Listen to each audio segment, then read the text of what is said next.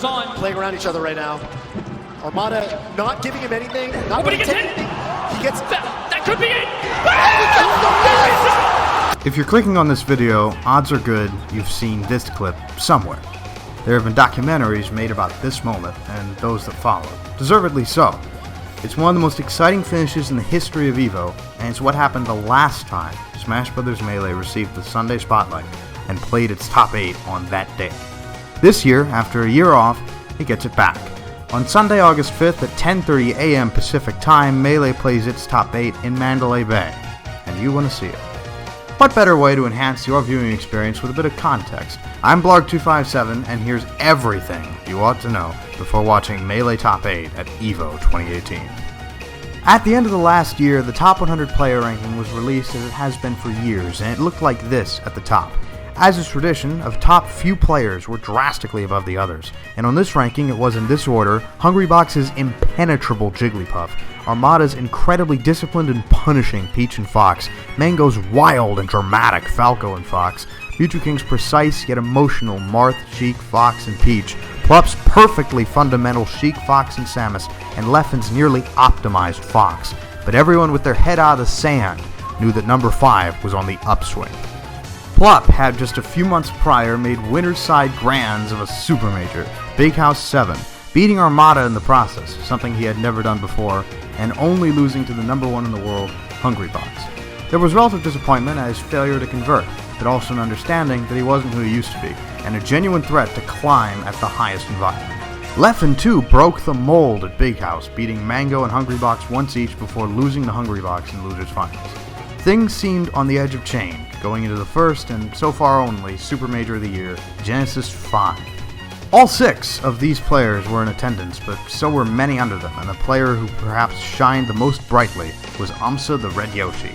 He's been the only top Yoshi for 4.5 years and was ranked 24th on the previous year's ranking and reached new heights at Genesis, taking himself 2 top 10 wins over SFAT's Fox and Wizrobe's Captain Falcon, both astonishing both in their occurrence and how one-sided the sets end up being.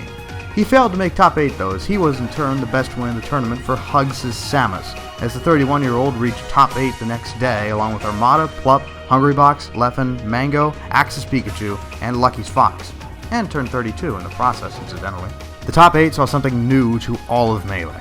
Plup beat Armada again, then Hungrybox, then after a terrible first set of grands, Hungrybox again, to become one of the few to win a tournament with all of the big 6, so to speak, in attendance, to the delight of the crowd at the Paramount Theater. Once this happened, Plup became difficult to challenge atop his perch of 2nd in the world, and after a couple of smaller but still mighty tournaments, EGLX, Full Bloom, and Nudes, in which he and everyone else were reminded who the boss was, as Hungrybox took all 3 events, this position would be more thoroughly tested at Smash Summit 6. But before the biannual tournament could get underway, it would have to have the community vote in 6 players to join Hungrybox, Plup, Mango, Leffen, Armada, Mewtwo, Wizrobe, Axe, SFAT, and Nun's Captain Falcon in competition.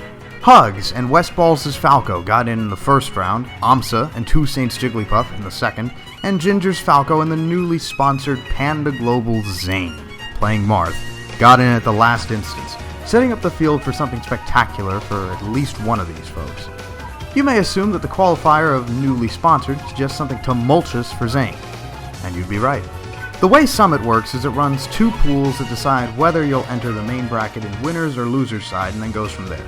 Zane defeated Ginger and SFAT to enter the bracket in winners, then one-upped himself 2 more times in a row by beating Mango and throwing himself into winners semis, then doing the unthinkable and beating Plup to reach winners finals of Smash Summit 6.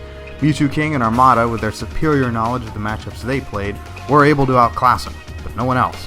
And Zane, ranked 22nd on the previous player rankings, rocketed into the top 10. You may have noticed a particular name absent from this winner's bracket. That's because during pool play, this happened. That's it!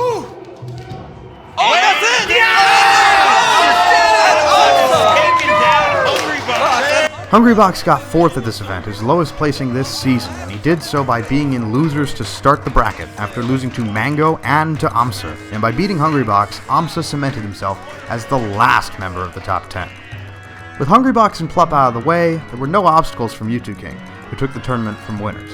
His astonishment should show you how rare and celebrated that really was, and it only added to the list of potential victors when the most is on the line.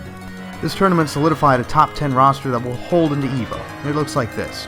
Numbers 1, 6, and 10 aren't really debated too much, but 2nd, 4th, and 7th are hotspots that don't really have a true claimant. Now how come Armada deserves to sit up here with Plup, and not down here with Leffen and Mewtwo King?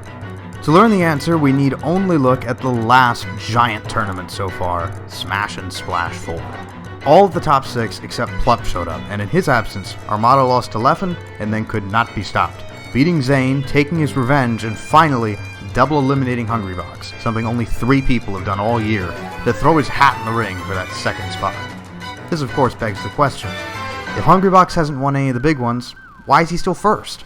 The answer to this question is, despite having lost every tournament he's gone to, with at least 5 of the big 6 present, Hungrybox has won literally everything else, with one exception. It's rarely particularly close at the end of these events either. Sometimes he gets put into losers, 3 times by Plup and once by Leffen, but he always comes back with a vengeance, and at all the events listed, all of which had at least one other top 6 player in tow, he's taken the trophy. It's very interesting that the brief moments where he looks vulnerable this year are on the big stages, and on the biggest stage of all, one wonders how he'll perform. He could dominate the entire tournament, of course, but something tells me he won't be able to. He'll be vulnerable to the rest of the big 6, but maybe even more so to the one player able to take a smaller scale tournament off him this year, Wizrobe, who did so at Optic Arena, where he went 2-1 in sets versus him. Wizrobe has a lot of climbing to do before he's at the level of the big 6, but even now, it's not entirely out of the question that we'll be crowning him as champion. So there you have it.